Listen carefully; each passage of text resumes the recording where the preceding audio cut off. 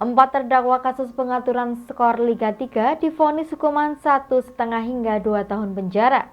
Vonis ini lebih ringan dari tuntutan jaksa penuntut umum yang memberikan tuntutan 2 tahun penjara. Atas putusan ini, jaksa penuntut umum masih belum melakukan banding. Sidang putusan kasus pengaturan skor di Liga 3 dilakukan secara daring pada Rabu lalu memasuki babak putusan. Empat terdakwa kasus pengaturan skor divonis beragam mulai 1,5 hingga 2 tahun kurungan penjara. Dalam sidang tersebut, majelis hakim menjatuhkan vonis berbeda bagi empat terdakwa. Untuk terdakwa Bambang Suryo dan Dimas Diopi divonis 2 tahun penjara. Sedangkan terdakwa Ferry Afrianto dan Imam Arif Huda divonis 1,5 tahun penjara. Selain kurungan penjara, para terdakwa juga dikenakan denda sebesar 10 juta rupiah subsidiar 3 bulan kurungan. Vonis yang dijatuhkan majelis hakim ini 6 bulan lebih ringan dari tuntutan jaksa penuntut umum, yang sebelumnya menuntut 4 terdakwa 2,5 tahun penjara. Atas putusan tersebut, pihak Kejaksaan Negeri Kota Malang masih belum melakukan banding atas vonis hakim ini. Kasus yang menyeret Bambang Suryo dan 3 terdakwa lainnya ini berawal dari laporan pemilik klub Liga 3 Gresik Putra Paranane, Zaeka Wulandari. Za melaporkan 2 pemain dan 1 official tim ke Asprof PSSI Jawa Timur. Pasalnya 2 pemain dan 1 official tim ini diduga menerima suap dari Bambang Suryo. Setelah mengumpulkan bukti, Ketua Komdis PSSI Jatim melaporkan kasus ini pada 22 November tahun lalu. Kemarin pada hari Rabu minggu ini itu agendanya putusan, di mana untuk BS dan Y itu diputus 2 tahun dengan denda sebesar 10 juta subsidiar 3 bulan kurungan. Sementara untuk I dan F itu diputus 1,5 tahun, kemudian denda masing-masing 10 juta subsidiar 3 bulan kurungan. Untuk putusan tersebut dari tuntutan seperti apa? Kalau tuntutan kita untuk terdakwa Yoyo Bambang Suryo dan Dimas Yopi itu adalah 2 tahun 6 bulan, kemudian denda 10 juta subsidiar 6 bulan kurungan. Jadi kalau tidak bisa membayar denda sebesar 10 juta maka akan diganti dengan pidana kurungan selama 6 bulan. Sedangkan untuk terdakwa Imam Arif Huda dan Ferry Afrianto itu masing-masing dituntut 2 tahun, kemudian untuk denda 10 juta dan subsidiarnya 6 bulan kurungan. Artinya ini lebih ringan dari tuntutan ya? Ya, kami intinya menghormati putusan hakim. Bagaimanapun itu adalah putusan majelis hakim, pasti mempertimbangkan hal-hal yang memberatkan dan meringankan. Kami menghormati dan sikap kita adalah masih pikir-pikir, karena kami masih mempunyai waktu selama 7 hari ke depan sampai hari Rabu ke depan. Simon Alfredo melaporkan. Menjelang hari ulang tahun kemerdekaan Republik Indonesia yang ke-77 pada 17 Agustus mendatang memberikan berkah tersendiri bagi perajin bendera. Menjelang hari ulang tahun Republik Indonesia yang ke-77, perajin bendera mengalami peningkatan permintaan hingga 20%. Salah satu perajin bendera di Kelurahan Buring, Kecamatan Gedung Kandang, Kota Malang terlihat sibuk menjahit bendera permintaan dari pelanggan. Tidak hanya bendera merah putih, namun umbul-umbul dengan berbagai jenis ukuran juga dijahit oleh para perajin bendera ini. Saridin, perajin bendera, mengaku peningkatan permintaan bendera jelang peringatan Hari Ulang Tahun Kemerdekaan RI ke-77 mencapai 20%. Tingginya permintaan akan bendera ini membuat Saridin mulai memproduksi bendera sejak awal April lalu. Dalam sehari dirinya bisa memproduksi hingga 2.000 bendera. Saridin menambahkan permintaan bendera datang dari berbagai daerah di Malang Raya. Bendera yang paling banyak diminati jelang HUT Kemerdekaan RI ke-77, yakni bendera jenis merah putih. Tingginya permintaan akan bendera dan umbul-umbul, Saridin menambahkan 4 orang penjahit, di mana mereka mengambil kain dan dijahit di rumahnya masing-masing untuk kemudian disetorkan kepada dirinya. Untuk produksi bendera sendiri akan berlangsung hingga tanggal 12 Agustus mendatang. Bendera dan umbul-umbul hasil produksi miliknya dijual dengan harga mulai dari Rp7.500 hingga ratusan ribu rupiah tergantung jenis dan ukuran. Kalau sekarang ya sudah mulai pulih dalam kerja sehari-harinya itu. Maksudnya bendera itu omsetnya banyak. Bukan dari lokasi sini toh Malang Raya toh, dari luar Batu, Singosari. Paling banyak Karangploso. Paling banyak Karangploso itu. Singosari itu sekitar 2000 potong bendera saya masuk. Mulai bulan 4. Bulan 4 sudah keluar bulan puasa. Ya alhamdulillah mulai kemarin itu seragam merah putih dan sudah pulih lagi, apalagi bendera. Yang dijual enggak tahu. Simon Alfredo melaporkan. Jelang libur akhir pekan, kendaraan yang melintas di Jalan Raya Karanglu sampai Karangploso meningkat drastis. Akibatnya, kepadatan dan antrian panjang kendaraan terjadi. Kepadatan sudah terlihat sejak pagi sampai menjelang siang hari, Sabtu 30 Juli 2022. Beginilah yang terlihat di beberapa ruas jalan di wilayah Kabupaten Malang, tepatnya Karanglu sampai dengan Karangploso. Jelang libur akhir pekan, peningkatan volume kendaraan terjadi, sehingga kepadatan dan antrian panjang kendaraan terjadi, terlebih di sepanjang jalan Karanglu sampai Karangploso. Terdapat beberapa titik pertigaan padat aktivitas kendaraan. Bis-bis pariwisata dan roda 4 pribadi ramai melintas, badan jalan terlihat lebih rapat dan padat, sehingga kendaraan melintas perlahan dan merayap. Ada beberapa titik pertigaan jalan yang menyumbang kepadatan kendaraan, salah satunya di Kepuharjo. 2 pertigaan tidak beraturan ini menjadi salah satu titik kepadatan dan penumpukan kendaraan sekalipun sudah ada pengaturan oleh petugas Supeltas. Menurut salah seorang petugas Supeltas di Jalan Raya Ngijo menjelaskan, ramainya kendaraan sudah terjadi sejak pagi dan biasanya sampai sore dan arah sebaliknya akan terjadi pada Minggu sore. Di sepanjang jalan Karanglu menuju Batu, terlihat seringkali arus tersendat untuk beberapa lama dan kendaraan tidak terputus, padat merayap dari exit tol Karanglu sampai dengan pertigaan Kepuharjo. Akhir pekan ini ya ramai. Dari arah mana Pak yang ramai ini? Dari arah Karanglu. Karanglu yang mau ke ini ya, ke Wisata Batu. Batu ya. Ini di pertigaan juga ramai barusan Pak ya? Ramai Ya. Ramai ya. Ini mulai jam berapa Pak tadi ramainya? Jam 7. Jam 7. Sampai jam berapa biasanya Pak? Biasanya habis sisa. Habis sisa Pak ya. Dari Batu kapan turun ke bawahnya Pak? Sore.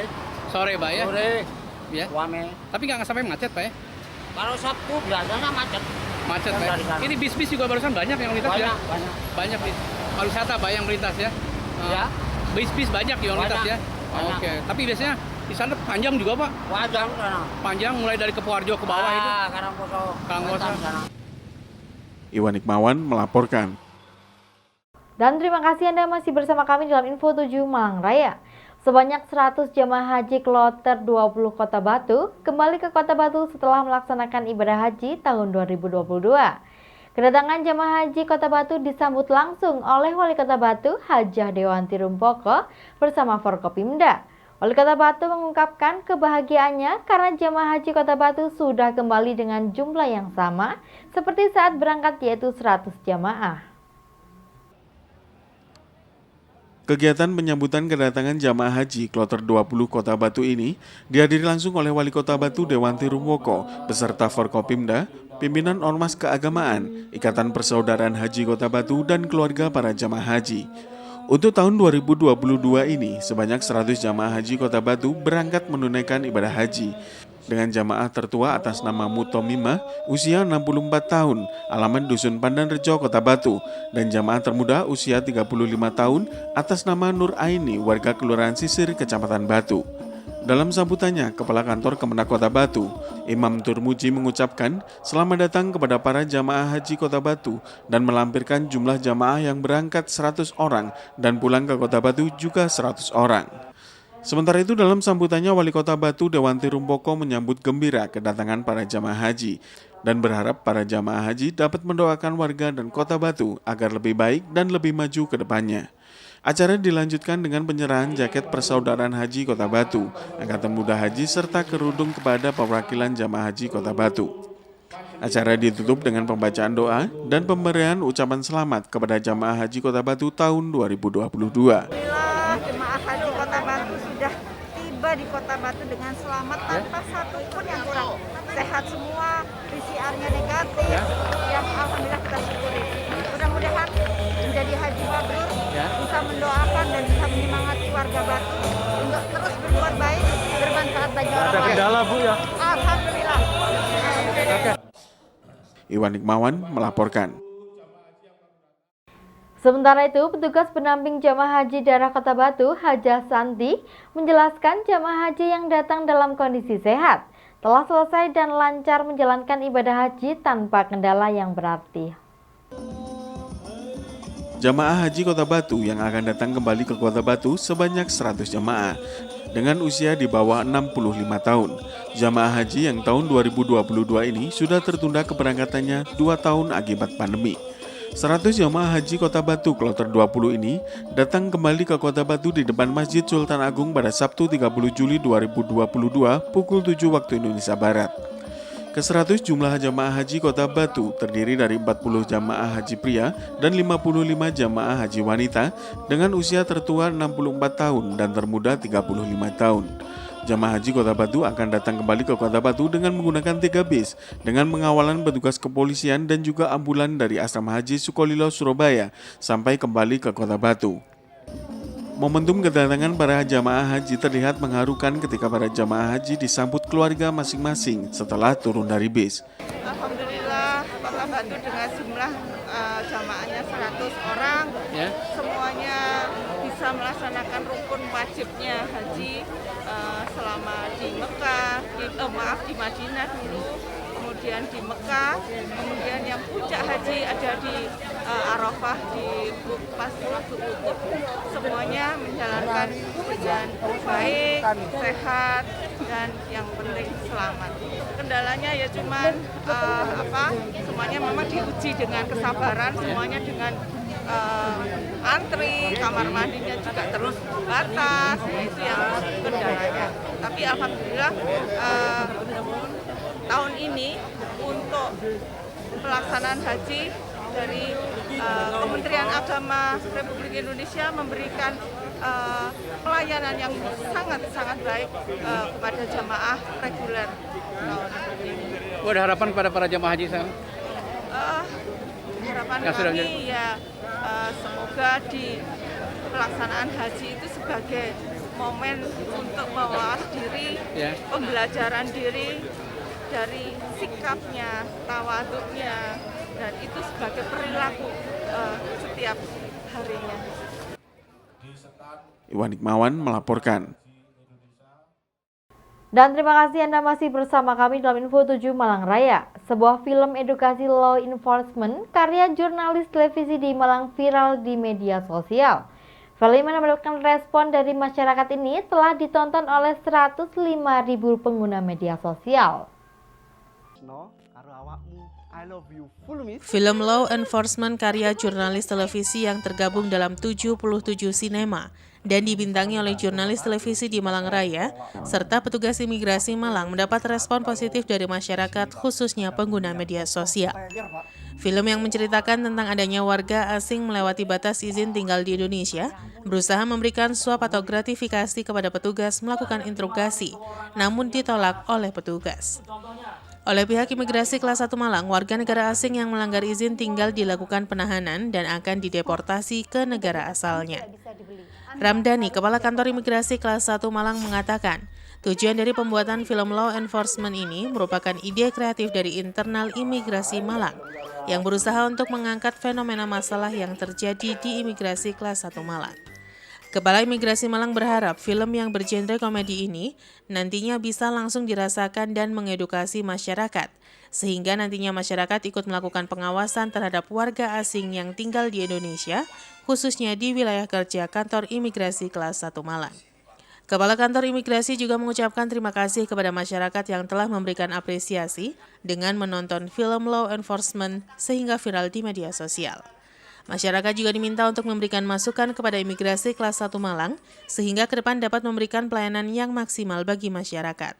Ide kreatif untuk membuat film pendek yang bergenre komedi, sehingga kita berharap output dari pembuatan video tersebut bisa langsung dirasakan oleh masyarakat dan bisa mengedukasi masyarakat.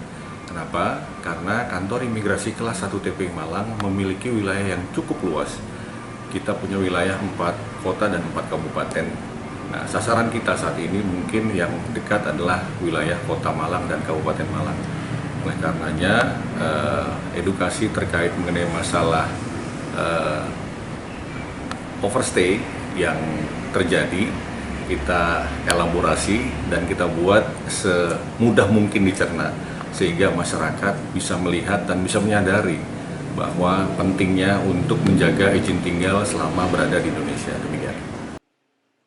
Sementara Ketua Pengda Ikatan Jurnalis Televisi Indonesia atau IJTI Jawa Timur Hendro Sumardiko mengucapkan terima kasih kepada Imigrasi Malang yang telah mempercayakan jurnalis televisi di Malang untuk memproduksi film tersebut.